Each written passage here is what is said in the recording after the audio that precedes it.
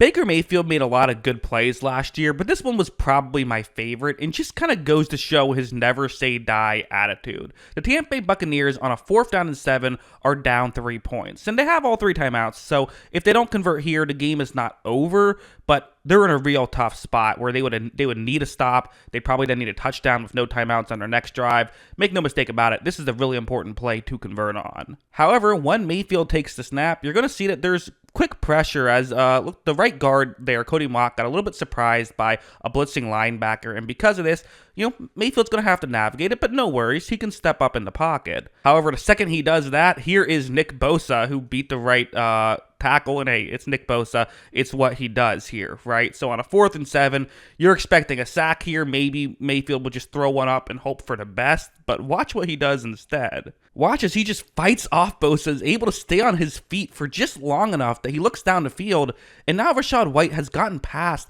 the linebacker who is covering him. However, again, this is a difficult throw to make. You're getting tackled. It's still not wide open anyway. You're going to have to essentially just throw a jump ball over the linebacker trying to cover White. However, that's exactly what Mayfield does, and they get that conversion. They actually would go on to tie the game before San Francisco would ultimately get a field goal of their own to win it. But still, just an incredible play. And again, just goes to show Mayfield's attitude of feels like no matter what, he's going to give his team a chance.